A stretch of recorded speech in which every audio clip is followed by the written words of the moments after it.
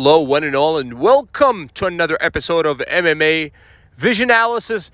This one, I'm here to talk about Dustin the Diamond Poirier's recent comments regarding his future after the Islam Makhachev fight, UFC 302. But before getting started, make sure to like, comment, subscribe, and click that notification to get all of this that is new from this channel, your channel, the one and only MMA Vision Analysis. Dustin Poirier is set to face the lightweight champion Islam Makhachev for that title, UFC 302. And Dustin has had some comments to make regarding his upcoming fight with Islam. Dustin thinks that if he was to win the title, UFC 302, then that would be a perfect way to end a fantastic career for Dustin the Diamond Poirier, and I seem to agree with him in that regard. But I have a few questions regarding this statement. Will the UFC and Dana White allow Dustin the Diamond Poirier to simply walk away if he was to win the title? Are there any rematch clauses in this contract?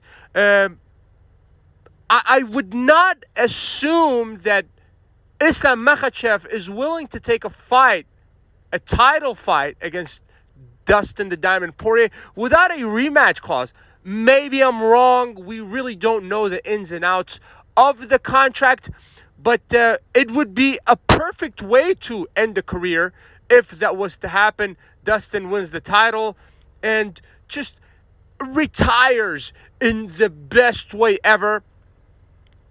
Champion, top of the pyramid.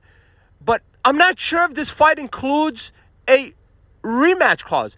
If that's the case, is Dustin still allowed to walk away if he was to capture that title? Maybe there would be some kind of penalties in terms of financial, maybe some kind of financial. I don't know, but I would assume that there is a rematch clause in this fight. It would be very, very, very interesting. And I'm actually very optimistic for Dustin Poirier in this particular fight. I don't know why, but I kind of feel that Dustin is very close to capturing that lightweight title. But if he was to capture the lightweight title, is the UFC and Dana White going to simply allow Dustin Poirier to walk away the champion? I don't think that's good for business, generally speaking.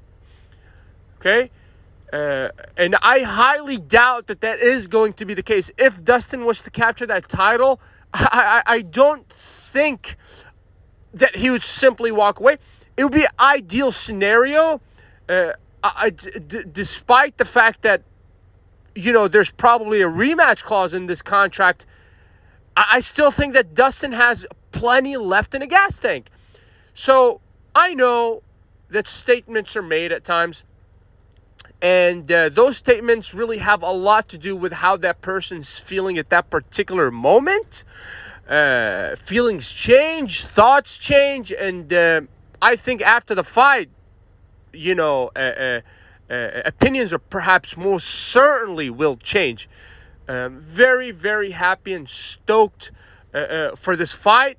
And I cannot wait for UFC 302. I've said it before. I think that this card is going to top UFC 300, with all respect to that so-called iconic card of UFC 300. But me personally, I believe that card was overhyped, and it did not live up to the expectation, excluding obviously the BMF title fight, and maybe that main event that night, the Alex Pereira-Jamal Hill fight.